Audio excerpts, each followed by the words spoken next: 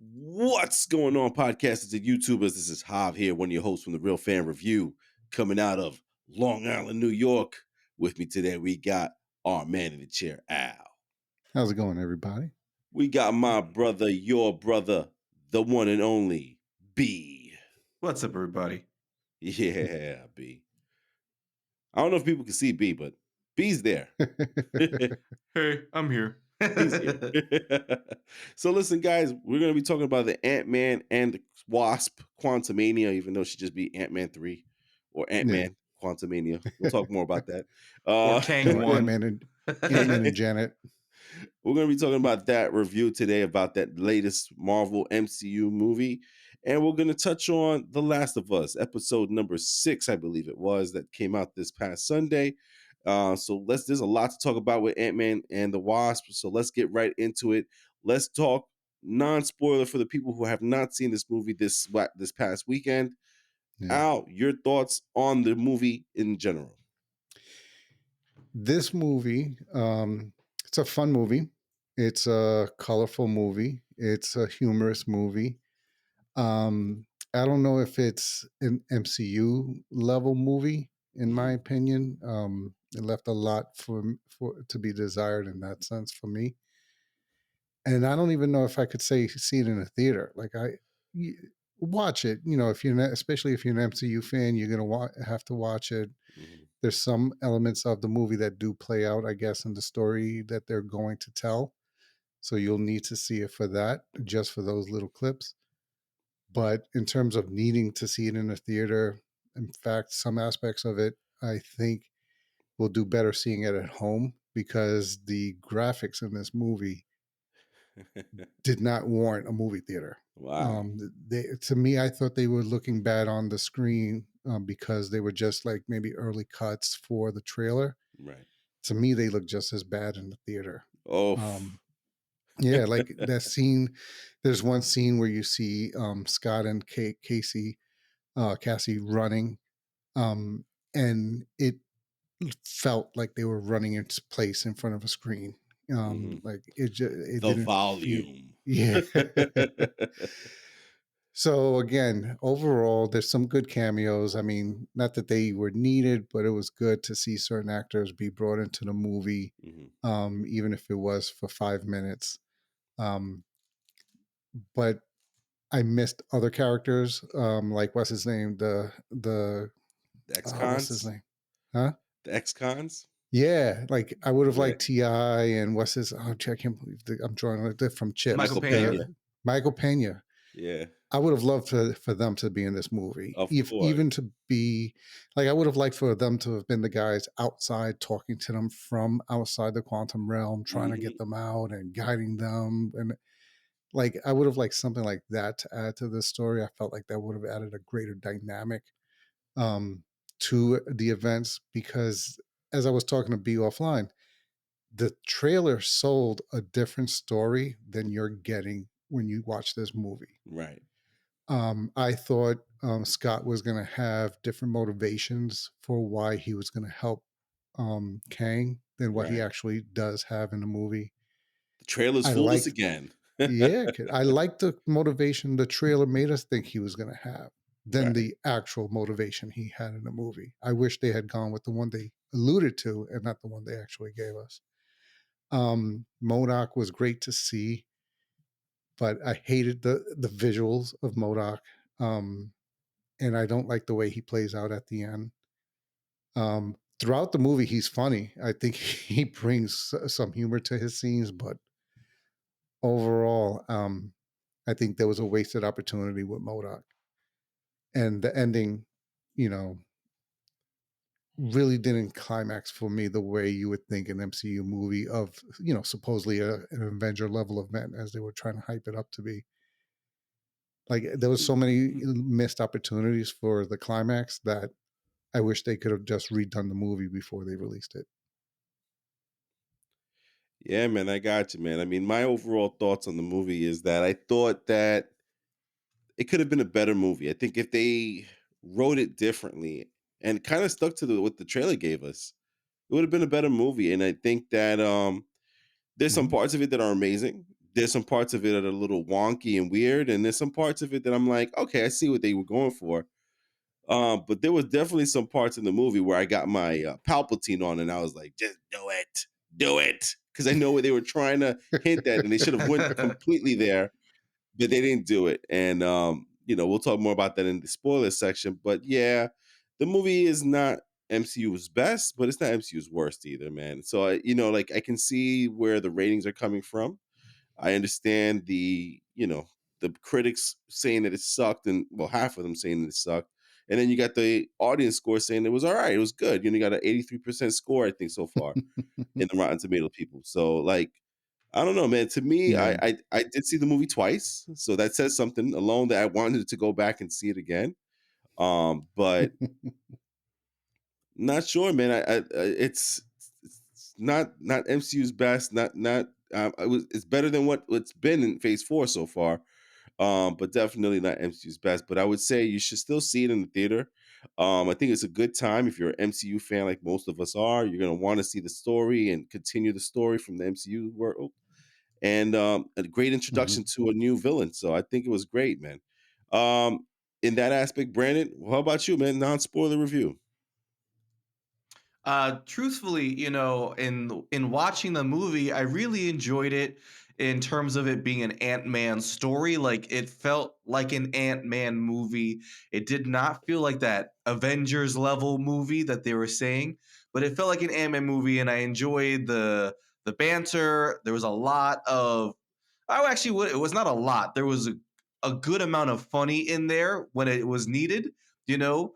Hmm. Thor: Love and Thunder when it was needed. Like some of the things cracked me up in the theater. I was dying at some things, but just the story itself not so cohesive.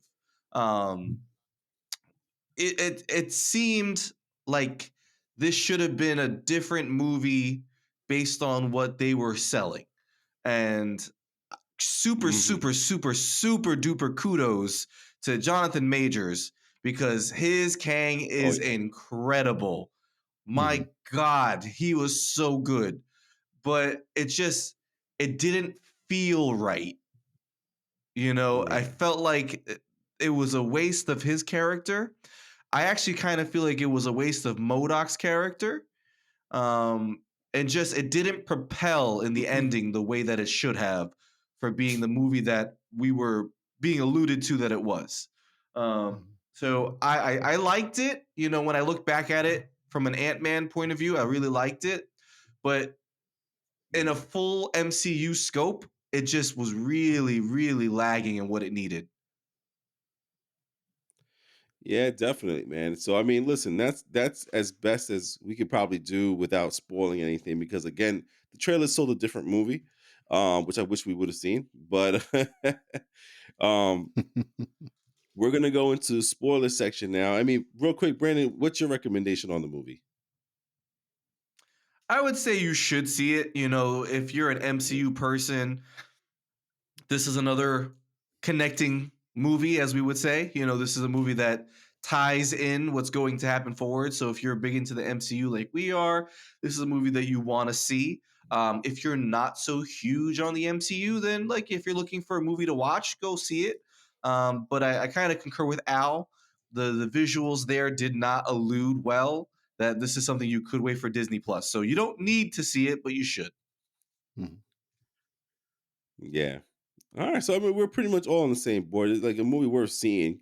Al thinks you should see it in at home better, but it's a Marvel movie. It's an adventure action. It's a big scale, so you may want to see that in the theater with the surround sound. Like I always love the surround sound from that Dolby Atmos in the theaters over there in AMC. So those were great. Not a sponsor, Mhm. but it definitely I liked the movie. It was good, and again, seeing it a second time without the expectations and the hopes and the wishes made it a little bit better, but at the same time, it's still you can see the little issues that the movie has. So listen, we gave you a chance now. We're gonna go into a spoiler section. We're gonna talk more in depth about this. So let's get right into the spoiler section now of the Ant-Man and the Wasp Quantumania. And I wanted to ask you guys this, and feel free to lead us on this one here. This movie is called Ant-Man and the Wasp, and I just don't feel that they're really doing Evangeline Lilly justice in these movies, especially the last one and this one. What's your thoughts on this movie being called Ant-Man and the Wasp and not having much wasp? I agree. You know, that was I shared that with you guys prior to the movie. Was I didn't see any of the Wasp in the trailers. Mhm, You know, and for this to be called Ant-Man and the Wasp, they're a duo. They need to be working together. And if we weren't going to mhm. use the Wasp, then call it Ant-Man. You know, Right. and not to take away anything away from her, but if they weren't going to use the character, don't include her because that would be a waste. And so in this movie, the fact that she had a storyline with her mom, with Janet, made me a little happier. But overall, like I actually don't even think this film featured Ant Man. Like there was Mhm. I feel like they just, even though there weren't a lot of characters, they didn't focus on anybody. Like this could have been a Hank Pym movie for Right. all we know. Like it just didn't feature anybody. So I feel bad for Evangeline Lilly that she got some of the movie, but in realistic scope, like we barely even got Ant Man. Yeah. And how about you? How do you feel about that with the Ant-Man and the Wasp movie? I mean, it should I would have probably appreciated more if it said Ant-Man and Kang, but it really is a Ant-Man movie by itself. Yeah, it's mostly him, unless you consider because Janet's in it quite a bit, and it's a lot of like what I was hoping for last week, like explain what happened while she was there and why she was so scared to go back. Mhm. So they did that in this movie. So if you're gonna go with the premise of, or if you want to be one of these diehards that are, in the comments, like, oh, she technically was the original Wasp, so this was Ant Man and the Wasp, just Janet's Wasp. That would have been Mhm. great, but they never really stressed Janet as the original Wasp, because I guess she had been Mhm. gone for so long. But in terms of Evangeline Lilly's, I don't know if this was Disney trying to back away from her because of their issues that they were having with her outside of the movie. Because I thought Mhm. maybe that was why she wasn't in a lot of the marketing for the movie, but no, she's very little, sparingly used in this movie. She Right. pops up here and there enough for you to say, okay, yeah, she's in the movie. She saves, she comes in to rescue, characters and, play a certain role in certain scenes. But to your point, she's not a heavy factor of the movie, almost to the point where they could have No. rewritten it altogether and taken her completely out if they wanted to. So it's Right. interesting to keep titling them Ant-Man and the Wasp when you're using the Wasp so sparingly in the movie. Yeah, I would have hoped that they used Ant-Man and the Wasp and Cassie being stuck together rather than like, have her separate with her mom and dad kind of thing, which I also understand why they wanted Cassie and Ant-Man to kind of like show who they are, their relationship and how it's going and what's going. But it was just again, I just don't understand why they're doing that with the Wasp in the title if they're not really going to really feature her or put her in a movie like that. Um Overall, though, I mean, the action in the movie is pretty good, man. I mean, when you get Kang in there and Ant Man and the thing that's going on in that world, there's some action in there. It's pretty cool. Um, One of the big things about this movie is Kang the Conqueror being here in the movie and possibly leading to Kang Dynasty or the Secret Wars and the multiverse and all these things with timelines and Loki. Kang is the main feature of this movie, and Jonathan Majors, in my opinion, kills it as Kang. Al, what about you, man? What's your thoughts of how Kang came across in this movie? Yo, he came off great for a villain I had no knowledge of, no exposure to previously. Jonathan Mhm. Majors did a great job of making this character feel intimidating with Yeah, very little effort. You know, as much as the scene in the jail took away from, like, but it introduced a new motivation, like he's just yeah, threatening to kill Cassie if Ant-Man doesn't help him, as opposed to, what we all thought from the trailer was, which was, "Hey, you lost a lot of time with your daughter. Wouldn't it be great if I can get you that time back?" Like I thought that was going to be the motivation, and That's what it Scott was in was the going to be trailer, helping right? him willingly. Yeah.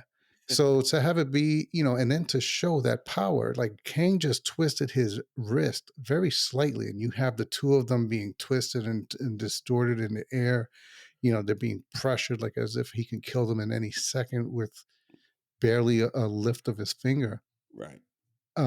It made him at that point seem very intimidating in that conversation with, oh, and then you have Scott talk about, oh, I've notified the Avengers. He goes, oh, you're an Avenger. Well, which one are you? Have I killed you before? And so forth. So with very little emotion, effort, you're like, fuck, who's this guy? And why? Just very matter of fact. And yeah, and he made Kang in a very short period of time feel like, all right, this is yeah, I can see this guy being the big bad. Right. Um, I there's some issues I have with how they played Kang later in the movie, Mhm. but at this point, like I felt like there was a reason why this guy was, someone to fear, why Janet was making it so that, let's stay away from here, why she didn't want to speak on it, and so forth. Mhm. So, as an introduction, I thought they did a great job with Kang. Yeah, and B again, this is a character you've asked for, wanted in a long time, and you finally got him. The visual of the Kang in the screen. What's your overall thoughts there of how Kang the Conqueror came across? I loved him. I absolutely loved how Jonathan Majors took on the role. I loved, like Al said, the intimidation. Like that was Kang. Like just the way he presented himself. Even like, you know, when he was yelling at Scott at a certain point, he's like, I'm not supposed to fear you. You control ants. Like, like it was like a serious thing. And it was so funny.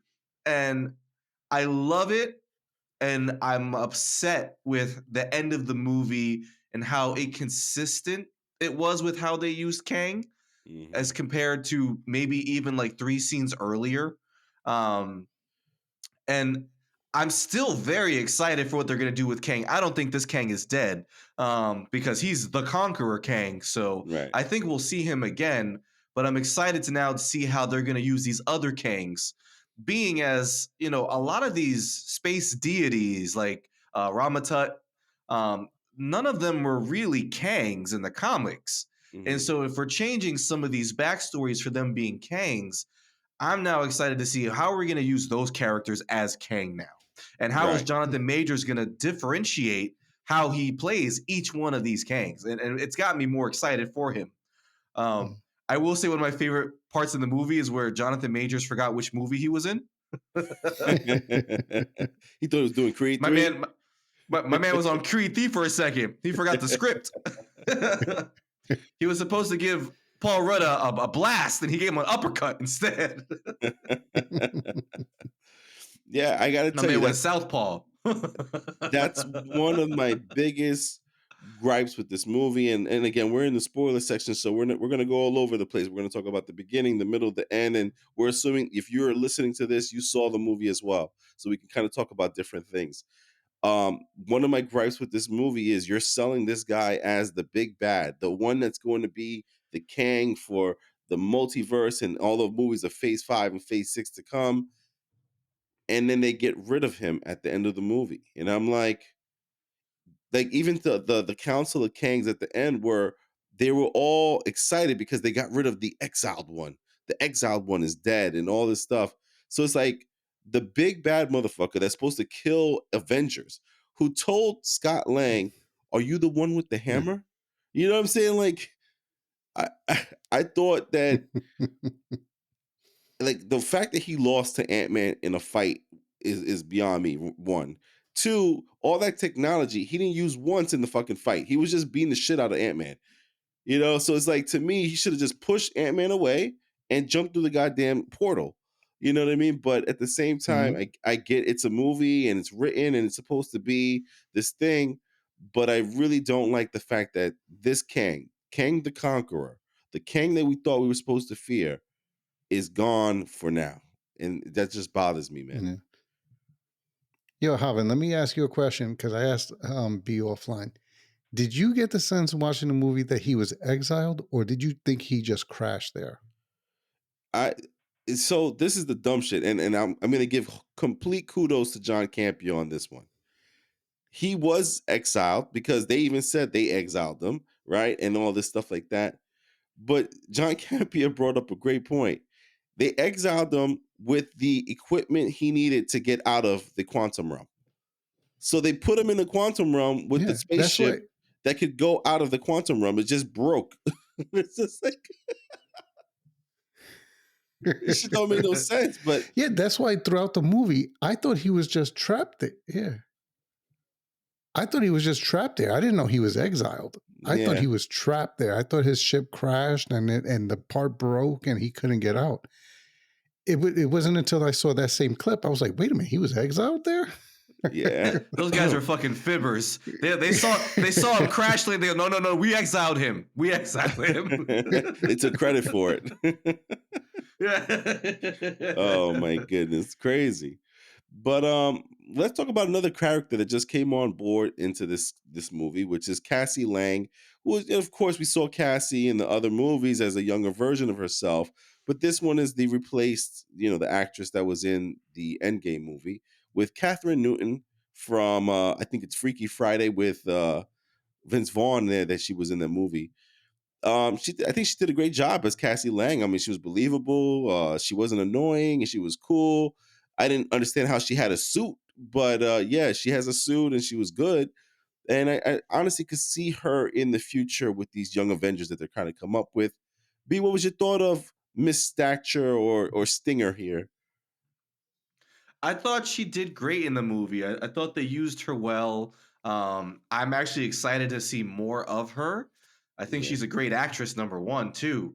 Um, I I just kind of wish that this wasn't Ant-Man and the Wasp and more an Ant-Man movie, so that way it was just Scott and her, right. and so we can get more character development out of that.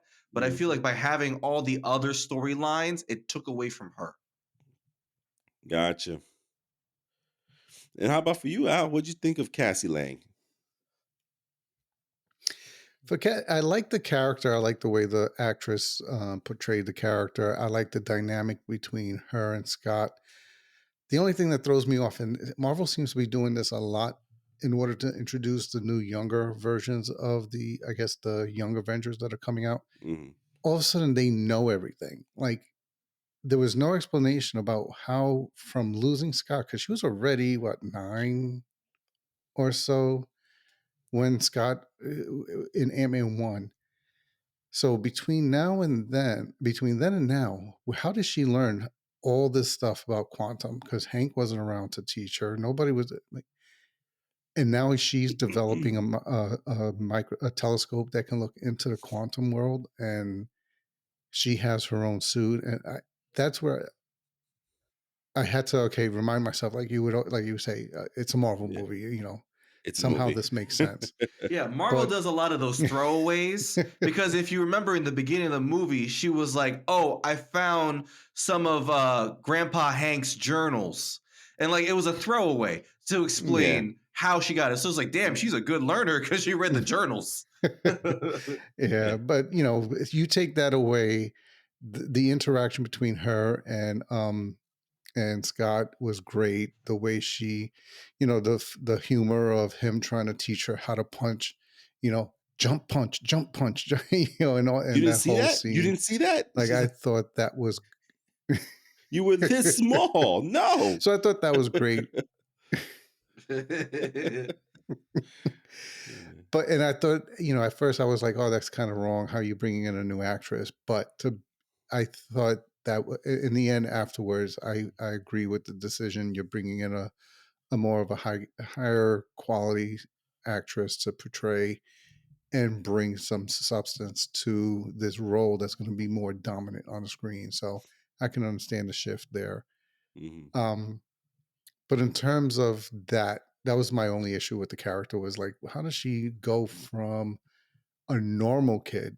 Not that there's anything wrong with that. She was a normal kid, Yeah. but now to being some kid at 18 who can create a microscope or telescope into the a A quantum microcosm of the world. telescope, Like right?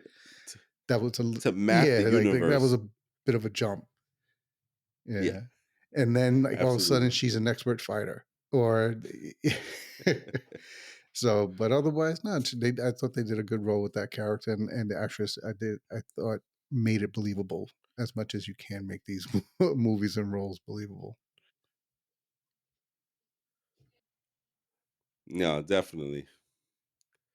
Yeah, you can only do so much to make these things believable, but let's go into the unbelievable, which is one of these things that's kind of like split the internet or split the community is what is it? Mechanized organism designed only for killing. Is Modok. that it? Modofk? Shouldn't it be Modofk? Modofk. I actually think Modok So should have been this the villain of the movie. I don't think Modok should have been in the movie. The shit is just too unreal. It's a big face on a machine. Like, Well, I mean, I think that just the VFX really sucked this movie because honestly, that's what Modok is, and so they had one go at it. They just did a really bad job at it.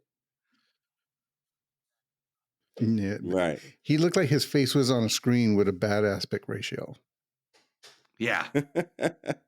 For real. It just didn't look right. It just didn't look right. But I mean, as far And as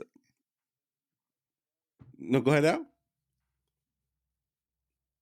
no, I was going to say I like the. I mean, I know a lot of people have complained that this isn't a true Modoc, but I actually like the way they incorporated this guy from what was his name, Darren from the first Ant-Man, and Darren brought him Cross, back to yeah. be Modoc.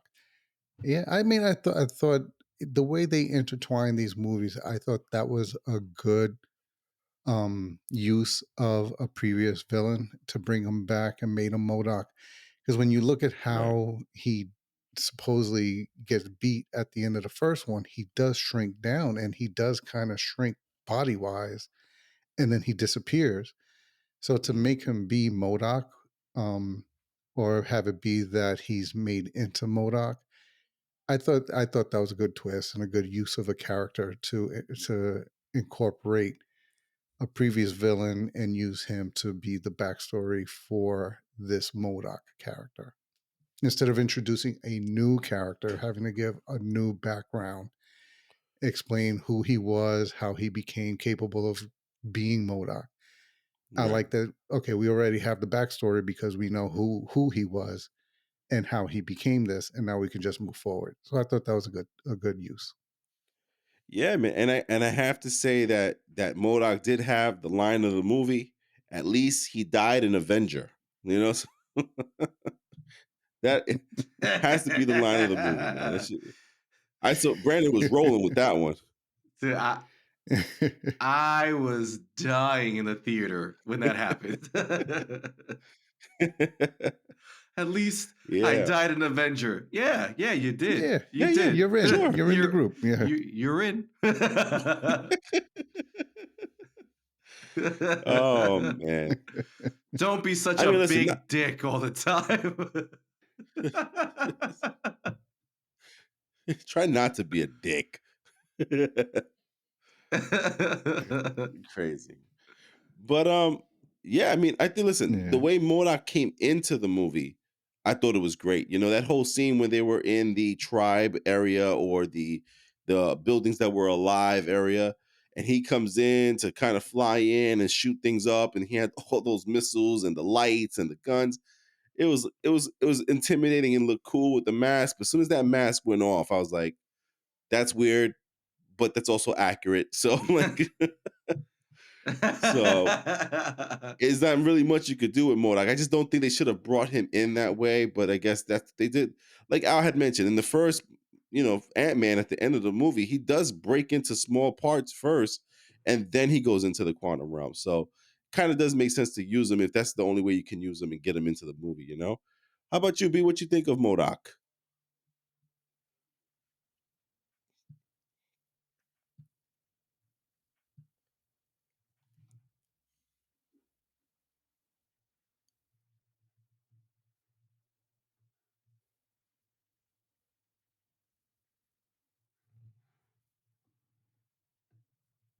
Hey, B, did you hear me? Yeah, I hear you now. You broke out for a Okay, no, I was second. just saying, what did you think of Modoc? I feel like I understand why they did Kang for this movie and the setup for it, but I almost feel like this wasn't the movie for Kang.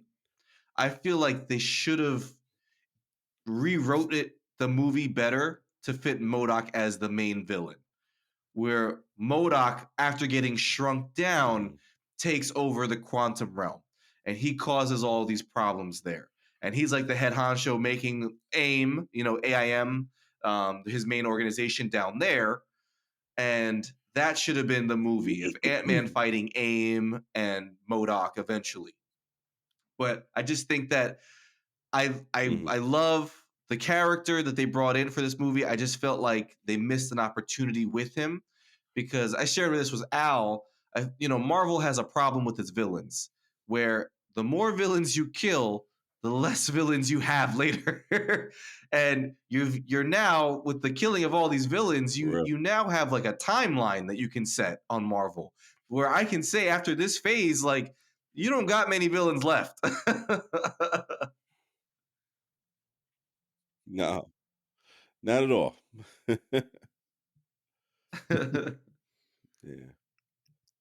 But And I actually like that idea if they had done Modoc as the main, mhm, and you could have kept alluding to his boss, which would have been the implied Kang, and this way now Modoc is the main villain, but there's another big bad. Kind of like when we were dealing with what was his name in Guardians of the Galaxy? Oh, Ronan. Ronan. Ronan's oh the So yeah, you yeah, accuser. Ronan. Yeah, so you have Ronan, but you knew he was working for someone. So even as bad as he was in the movie, you knew there was a worse boss behind him. So I Right. agree with B. That would have been cooler if they had done Modoc as the main, but alluding to Kang in the background, even if you want to drop the name. Because one of the things that bothered me in the movie was if Kang was all knowing, all powerful, the way, so to the point where everybody was so scared of him and he knew everything, why did he never take out this rebellion group before? Like he Right. knew exactly, like when he wanted to find Scott and Cassie and all them, he knew exactly where to go. He knew where Mhm. this group was. Why didn't he ever never take them out before? Like, so it's like little things like that in the story that I feel Marvel is making the story fit what they want to say, as opposed to making these stories fit into the worlds that they've already established. So, because how do you have a villain, a rebellion that's basically just being allowed to exist? Is how it made it feel. If you're telling me, oh, now I'm interested in these three people, now I'm going to come to where you are. But meanwhile, later in the movies, he says, I'm Kang the Conqueror. I put down rebellions. Then why was this rebellion going on for however long it was going on for, and you never took him out? So it's Yeah. like little things like that that bother me, and it bothered me in Ant-Man about the way they were portraying Kang, but not portraying him. He's all powerful, but yet these guys were existing, but yet he knew where they were.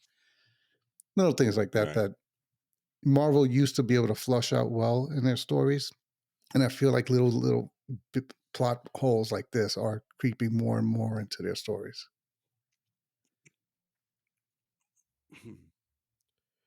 Yeah, man. No, I definitely got you.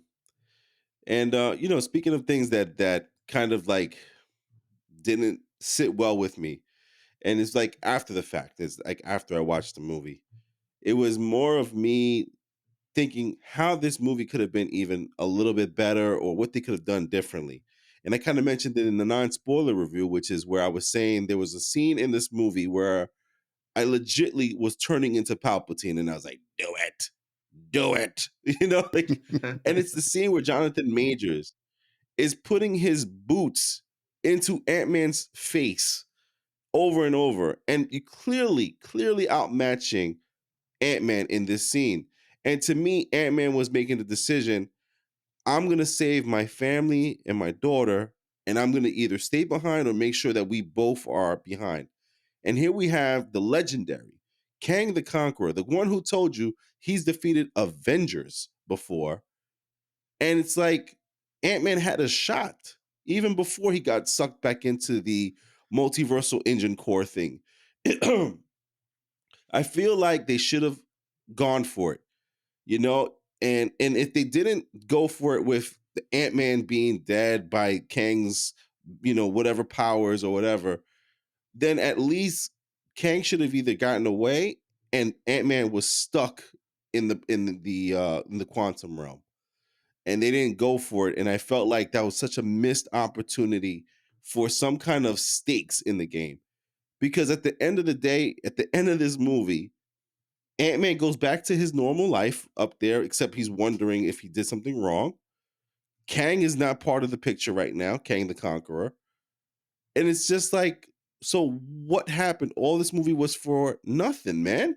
So I just feel like there should have been something that came of this. Even like, we predicted that maybe the older Ant-Man would have died or the older Wasp would have died, Michelle Pfeiffer's.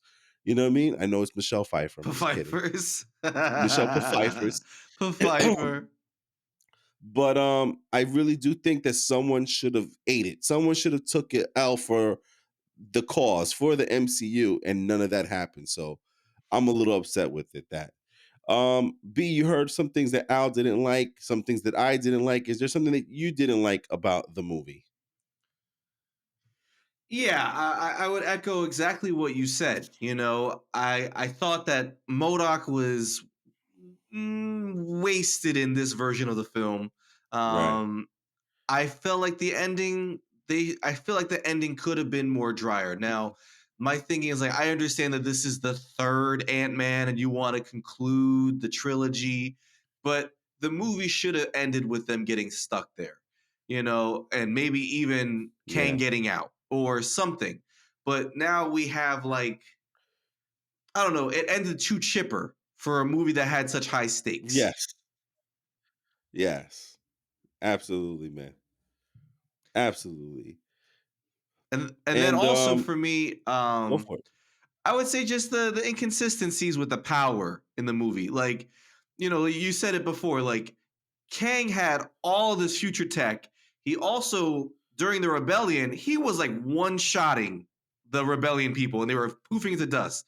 Ant-Man took like 7 shots and didn't poof, you know? And then when one of his gloves broke, they got into a fist fight. And I was like, I didn't think that was necessary. Right. Yeah, no, absolutely, man. But listen, let's talk about the ending. We'll talk about the post credit scene and the end credit scene. Now, the end credit scene, let's just get out the way. That was a commercial for Loki season 2. Bottom line. It was nothing Yeah. more. It didn't do anything Yep. for us except to say we need to see Loki season 2 now to find out who this Mr. Timely person is and why Loki's so afraid of him. That's what that was. But the post credit scene was interesting because it was now we're seeing all these legendary Kang variants, right? Immortus, Silver Centurion, or the Red Centurion. Centurion. We saw the Kang with the Kang Industries. He was in a business suit. Al said he saw someone in a boxing uniform. We had a scroll Kang, So so. and we also had Rama Tut. So it just kind of showing us that okay, now they're gonna. I think the comment was they got rid of him and they are messing with the multiverse and they're ruining what we're doing. So I'm wondering if they're talking about like Doctor Strange messing up the multiverse, Spider-Man messing up the multiverse, Loki and Sylvie messing up the multiverse, because I can't see anything else really happening besides that. And I thought that was all because of what Sylvie did with stabbing He Who Remains. But apparently it's these other things that are happening that are making them go, "What we need to do our part." So it's kind of crazy, interesting. I'm looking forward to where we see these other characters. But Al, what was your take on the post credit scene? Yeah, the same thing with you. Like the first one was just an introduction for the next episode, next season of Loki. I felt like that was, you know, Marvel showing its, I guess, need to combine everything and make everything feel like it's connected, even though we know they already are.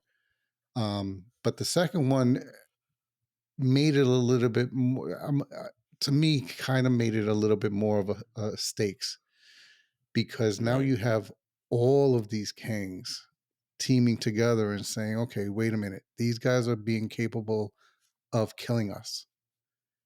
We need to protect us now from them. Right. So, if these guys can get together, the only problem with that was if he was their most powerful and Ant-Man took him out by himself, what challenge can these guys make to the rest Yeah. of them when they're brought together, especially when the next, I guess, gathering of them is going to be Avengers Kang Dynasty. Mhm. So unless you're going to bring them into some of these other movies like you are with, this Victor guy into Loki, if with the next time we're seeing this council is in Kang Dynasty, the Avengers movie, how do you Mhm. have them with a Thor or whoever? And who's the Avengers? That's the next question. You Right. have no more Captain America, no more Iron Man, unfortunately, no more Black Panther. Who's your Avengers team? Wanda's now a bad guy or dead. We're assuming dead, but she's now a villain. Yeah. Spider-Man and Doctor Strange. Like who, For so real. hopefully they're going to introduce a strong enough team that can take over for an Avengers movie if you really are bringing us an Avengers level movie. Yeah. It's okay. Shang-Chi's gonna And kick him B in the face. yeah. And B, your take on the post credit scene? It's cool because it was actually taken from a comic panel in which they did almost the same thing with the many Kangs, and that was something that always struck me in the cartoons, especially was like when there was always a bigger Kang. Like anytime one Kang goes, Right. there's always someone worse. And so that scene alone was just like, oh shit, yeah, we got all these guys. Right. Very crazy. Yeah, man. I mean, listen. So, I mean, bottom line, guys. Next time we see Mr. Scott Lang and his team, is going to be an Avengers movie, or you think we're going to see him in another movie before then? What's your take, Al? Unfortunately, I think we're not seeing them all together until an Avengers movie, because everything is so, from the way, at least from the way they showed out the next phase, everything is specific. Like, you have Captain America, you have all these other specific movies other than the shows. So unless they're going to incorporate them into some of these shows, like, but how do you bring them into Daredevil Born Again? How do you Right. bring them into Echo? So they could. I just don't really see how, if you're going to do those individual shows and movies, they're just due for their story. To bring Mhm. Kang in just because you want to show some tie-in will take away, in my opinion, will take away from those stories, because now they're just being used as vehicles to explain the upcoming Avengers movie. And I don't like Yeah. when they do that. Like, let everything stand on its own. Throw maybe subtle innuendos, or use your after cut scenes, after credit scenes, like you were in the first two phases, to tie everything in. But you let every movie be its own standalone movie throughout for each of the characters.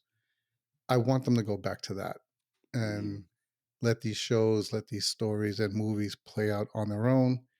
and use your end cuts to show how they tie into each other, where they are in the sequence, and do it that way again. Yeah. And how about you, B? Next time we see Mr. Scott Lang?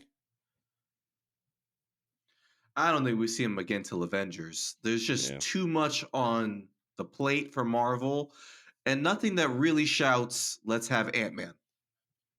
Right. Yeah. No, I hear you, man.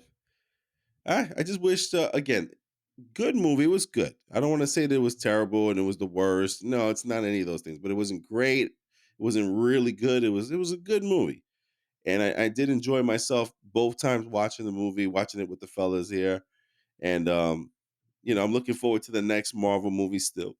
Excuse me. So I think the next Marvel movie is the Guardians of the Galaxy. I think I just heard that the Marvels got pushed to November now. So let's see what happens with the timeline and Yeah. then the movies in between. Because I think the next thing that's supposed to be coming out is the oh my goodness, Samuel L. Jackson plays Secret Secret Invasion. Wars. Yeah, Secret Secret Invasion. Invasion. Thank you. Yeah, that's supposed to be the next thing that comes out on Disney Plus there. So yeah, well, we'll be waiting to see those movies again. This movie itself, it's for us for the most part. You should see in the theaters. But again, there's some faults in the movie. It's not top tier Marvel stuff, but it is up there. It's pretty good. It's not the worst at all, but it's not up there with the big guys up there. I think this is probably better than Ant-Man the Wasp 2, the second one, but I think it's Ant-Man number one is better than this movie as far as Ant-Man series goes. Um, Oh yeah. so listen, what that's our thoughts on Ant-Man and the Wasp and the Quantumania. What about you guys, man? What did you guys think of the movie? The ones that the ones that got to see the movie, and what you think about it? Did you like it? Did you enjoy it? Do you think Marvel? What did John Campion say? Losing its magic. So Yeah. Yeah. let's It see. does I feel mean, that way. Al feels that way too. I mean, that's a conversation for another episode. But listen, guys, we're gonna go now into a review for The Last of Us episode 6. But Alan B, I'm gonna dip out because my Wi-Fi has been choppy and messed up the entire time. It's so hard to do the podcast when the Wi-Fi is this fucked up.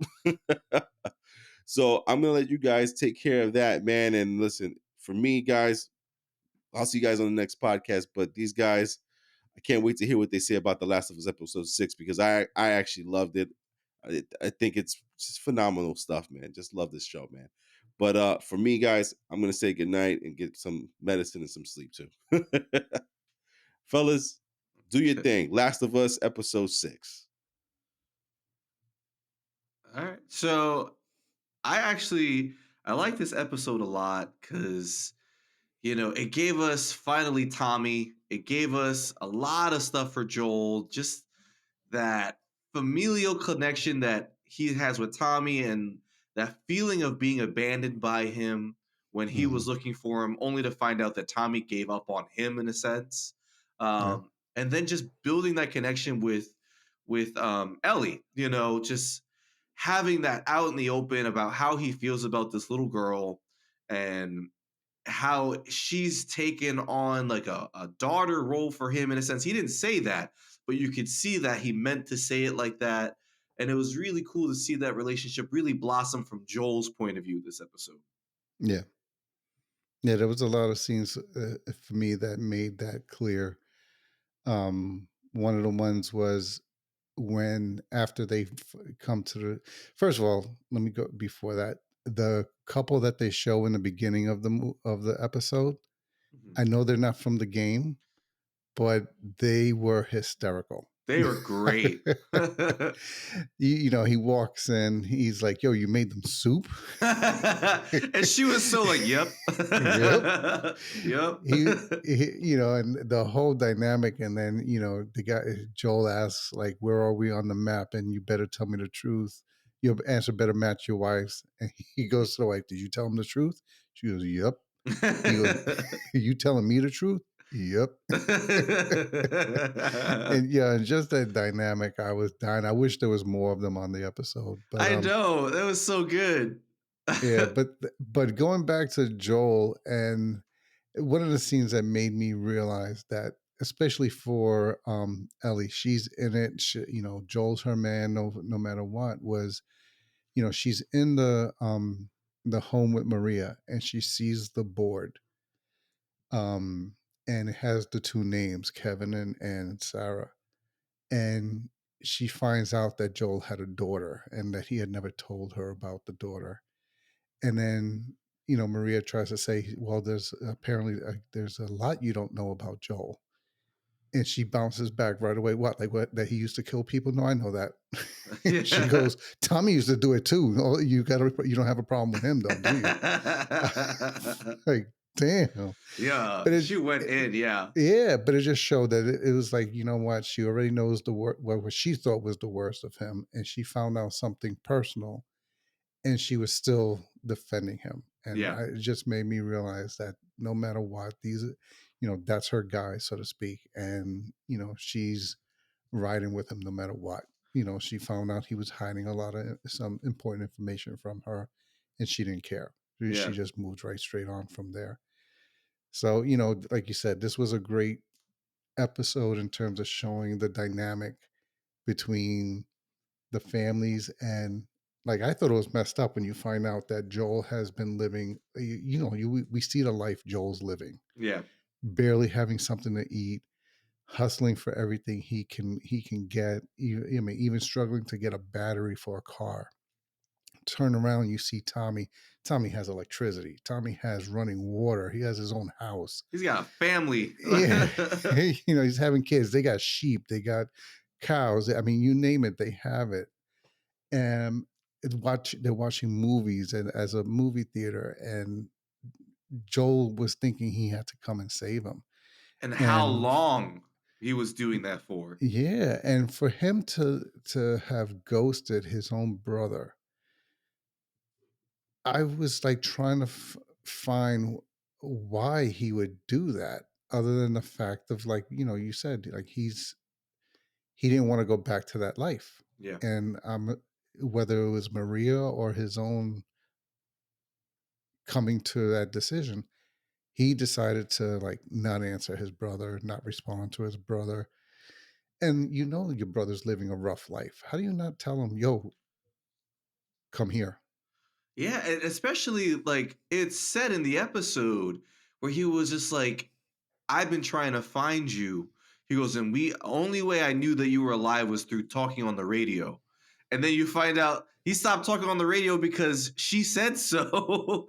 And it was just like, he did this all for you, you know? Mm-hmm. And like that was your thinking was, well, I've got this now, and I'm sure he'll be all right. Yeah. Like that's fucked up to me. Mm-hmm. It's that was nuts. I that part of the episode is what got me the most, was just to see when they reconnected, and you could tell like Joel was just over the moon to see Tommy again, and Mm-hmm. just the more Maria talked about the life Tommy was living here in this commune, you could see it on Joel's face that he was just getting pissed off. Yeah. Yeah, because I think it reminded him more and more of what he lost and what he didn't have. Yeah. Yeah, it's like I lost so much of my life. I lost Tess. I lost this, and I did it for you. And Mm-hmm. you couldn't even dare say, "Yo, Joel, I'm good." Like like, hey, I'm all right on the radio. Like, don't worry about me. Everything's fine. Like that's all he needed, and like you couldn't do that. Yeah. I got pissed off. Yeah. He kind of restored himself for me later when Joel has that breakdown and he says, listen, I'm having these attacks. I couldn't defend myself. This girl had to save my life twice. I can't do it. I need you to. And he actually stepped up. Yeah. He offered to, okay, I'll take her to that school. I'll bring her back and so forth. So he stepped up, but like how much of that was out of guilt? Like I'm trying to I realize. thought it was all out of guilt. Yeah. Just the way it came out, because for me, like I was trying to catch the dialogue in that scene, because all I really heard Joel say was like, I need you to take her. That's the Hmm. last thing I'm gonna ask from you. And I was like, I'm thinking from Tommy's point of view, I'm not leaving this fucking commune. I can take her. Like, she'll come to my Hmm. house, but I'm not leaving these walls. So like Yeah. I didn't get the request at first, and I was like, oh, he wants him to take her to where she needs to go and he could leave. And I was like, Hmm. I was like, all right. I was like, I appreciated Tommy stepped up to do that, but I was Yeah. wondering, I was like, oh, I would just take her. Like, just she's now in my house and she's Yeah. safe here. Yeah. That's what I was surprised they didn't. Well, I don't know how much because they're trying to stay true to the game for a lot of it. Yeah. But I'm surprised that there wasn't that bigger push by Tommy to say, "Yo, just stay here." Like Yeah. the Fireflies aren't going to do anything for you. They can't do anything for you. Stay here. Like you Yeah. see what we have, you see what we can provide. We have everything. Stay here. I was waiting for that too. And I think it came from a place where Joel I didn't really understand Joel's intentions. Like, was he gonna go back to Boston? Like, what was he gonna do? And so I feel like Tommy picked up on like Joel just can't be here, you know? But I was like, Mhm. damn, like this place is set up, like no one's gonna bother you. Just pick the house. Yeah. Pick the house. Just live in it. Yeah. And then what do you think about I didn't think they were gonna do it this episode when they got to the college. What did you think about that? I thought they were like rushing into it. I'm like, oh shit, like they're at the school, like oh my god, you know. And then for what ended up happening, well, how did you think that scene was going to go with them getting to the school? Well, that's the thing. I didn't know. See, at this point, I have no idea what happens in the game. Hmm. So I'm just going based on the show. But from what they showed in the show and what I've seen them show on like replays of the game and so forth, I thought they did a good job of blending a shorter version of how that played out, like having these four guys show up and now they have to run out. Because I thought this was going to actually be a confrontation with the Fireflies, Yeah. and then they turn out not to even be there. All of a sudden there's a map showing that they've gone to some other place, and now there's a new place for them to go, a new destination for them to go to. And then you have these what are they, I think they're called raiders in the game or something like Raiders. Yeah. that. Yeah. So have this group of raiders show up, and I like how it's showing, because from what I understand from my little bit of playing the game, there's a lot of stealth. Like you have to hide, you have to sneak, and you show Joel doing a stealth kill, which I hear he does a lot of in the game. There's a Yes. lot of those choke outs. So I thought that was a cool incorporation into the show. And then, having him be, caught with the end of the baseball bat, like that really caught me because I wasn't expecting any kind of like serious issue with him like that. And I thought that was a great way to end the episode, especially considering the next episode is going to be what would have been, I think it was a downloadable add-on, Hmm. and you're going to see a little bit more of Ellie's backstory. So it like drags out that cliffhanger, and you really get to see her panic because she kept, this is the second time in the episode she just said, "Without you, I am fucked. You need to get up." Yeah. So it's great, like, and I love the fact that they used the beginning part of the episode to continue to build on their relationship, to show how much she depends on him, how much she knows her ability to survive basically is going to depend on him, not only because of the his ability to maneuver in the world, but because she trusts him and she has confidence that together they can do it. Because later on she says, "Everybody I've known has either died or left me Yeah. except you." So even if you give me Tommy, I won't feel safer. I'll feel in fact more scared. So to now feel like she's gonna lose him, you can imagine how much fear was actually going through her in that moment. And they're doing a great job of relaying that emotion. And I've heard people complain, "Oh, there's not enough of the zombies. There's not enough fighting." I actually like that the fact that these guys, this threat of the zombies or whatever you want to call them, is always in the background, Yeah, and that they're, and when they come up, like shit gets real. Like it's not yeah, like that. I appreciate that too because I think the Resident Evil movies overdid it. You know, hmm a movie that's about zombies, yeah, you want to see the zombies, but then the more you see them, the more they become less of a threat. yeah, Here, whenever you see the infected, they fuck shit up. Like it's not a 1-2 kill thing.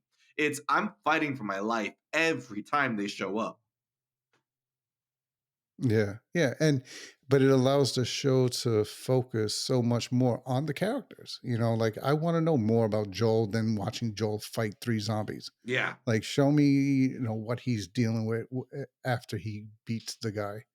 Like, because that to me is the bigger part of the story as to what I would actually want to see. I don't want to see 15 hours of him trying to survive a zombie attack, And to your point, like, that's what all these other, like Resident Evil, especially, like, they would, out of an hour and a half movie, an hour and 15 of them was like action and fighting and fire.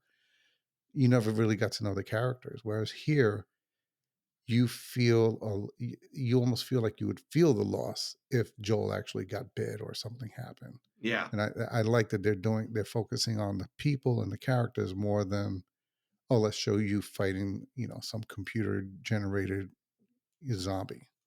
Yeah, and I completely agree because basically, we have 7, 8, and 9. We have 3 more episodes left. And if we're getting to that route where we're getting to the end of the first game, then yeah, I want to be able to care about Joel and Ellie so that way next season when what I know happens in the second game, I've built up this feeling of these characters. I know these characters. I have an attachment to them, and when hmm things happen, I want to be able to feel it. You know, Yeah. like I think about the Red Wedding. We didn't get Rob Stark so much, but we got enough of Rob Stark to understand his character. And when the Red Wedding happened, you were like, "Oh shit, Rob!" Like like you felt that. And so I like that they Yeah. developed these characters a lot, so that way we have that attachment to them. Yeah. Now, and that, to your point, like, especially, like, I kind of have a clue as to what's happening in season two if they do it based on, game one, game two. But now knowing that they're gonna do season three, because I think they've already greenlit season two, and they're talking about also greenlighting a season three. Mm. Is there a Last of Us three coming out, like a game Last of Us three that As, would be based on, as or far as I know, no. so then you'd be doing something new that's not. That being the case, do you see them changing at season two to change that event? Based on what I know of the second game, what I feel might happen is they may explore a lot of like the beginning of the second game as season 2, and then I think the season finale will be what leads into the rest of the second game. And then season three becomes everything that takes place after that event. Yeah. That's what I'm thinking is going to happen. Yeah. But cuz like I feel like to end season 1 based off of the first game, it makes sense, based on truthfully based on the story of the first game, based on what I know of it. It makes sense to end it after season 1 the way the first game ends because it's not entirely too crazy. Um but I can see how we would want to split up the second game into 2 seasons Okay. based on what I know of that story. I can see them ending season 2 with a big finale, and then like you said the repercussions of that are the second half of the game in season 3. Okay, let's hope they do that because to not give it away, but to lose one of these actors after just one season would make almost everything we went through in this season like that much more of a not a I don't want to say a waste, but It's going to take let away a down. lot. Yeah, it Yeah, would take exactly. away It's going to so be a much. letdown. That's why I'm thinking that's how the second season's going to end. Yeah. Instead of it happening at like the 4th episode. I feel like it's Yeah. going to end that way and then we pick up afterwards. Okay. I That's could my see that. thinking. Yeah. I like that better than just losing them outright. Yeah. Yeah, because like I mean, if this show was only going to be 2 seasons, I would see why they would do that. If it was only 2 seasons, but if they're doing a 3rd season, then I feel like it's a great way of expanding the story even further, Yeah. and allowing us to build better connections with these characters too. Yeah. I hope so. I hope you're So right. yeah. So listen, we'll stick in for episode 7 this Sunday, and let's see where this goes. And Mhm. so yeah. So ladies and gentlemen, you let us know what you thought about episode 6 for the Last of Us. Tell us if you agree with us, if you know the games, if you think me and Al have been very subtle about how we were talking about this. If you know what we're talking about and you have any ideas, share in the comments. Also share what you thought about Ant-Man and the Wasp Quantumania. You know, you heard our review of it. If you feel like Marvel's losing its touch, its magic, its theme, you let us know. Maybe feel like if you think they can get it back. And so Mhm. yeah, we'll pick it up there. I hope you guys are listening on your favorite podcast. Make sure you follow us and like us on YouTube. And we'll be back next Sunday. Oh well, we'll be back. We'll be back after The Last of Us. So coming out of Long Island, New York, you got Man in the Chair Al. Have a good night, everybody. And you got me, your boy B. And we'll catch you on the next one. Until next time.